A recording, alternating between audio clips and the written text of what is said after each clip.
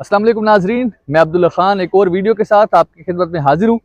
नाजरीन, इस टाइम मैं एक और शुगर केन के प्लाट में मौजूद हूँ, जहाँ पर आप देख सकते हैं कि नया काश्त शुदा गन्ना है जो पहले साल का।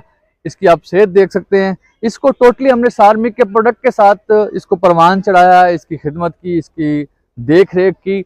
इसके अंदर टोटली सार्मिक के प्रोडक्ट का इस्तेमाल किया, पोटाश का इस्तेमाल किया। 2 शुगर केन स्टिक्स मेरे हाथ में है इस टाइम। आप देख सकते हैं इसकी नोड्स का साइज बिल्कुल एक यूनिफॉर्म साइज के अंदर, सेम जो है पोजीशन के अंदर, बड़ी स्ट्रेंथ के अंदर मौजूद हैं माशाल्लाह। और अगर मैं थोड़ा सा पीछे की तरफ जाऊं और ज़मीन के साथ खड़ा हो जाऊं तो आप इसकी अंदाज़ा लगाएं कि इसकी कितनी ज़्यादा हाइट है शुगर केन की। ऐसे लगता है जैसे इस दूसरे साल की मुंडी होगी, पुराना गन्ना होगा, लेकिन ये बिल्कुल पहले साल का गन्ना है। और अल्हम्दुलिल्लाह सार्मिक की प्रोडक्ट टोटली इनको इस्तेमाल करवाई गई है और शानदार रिजल्ट आप देख सकते हैं।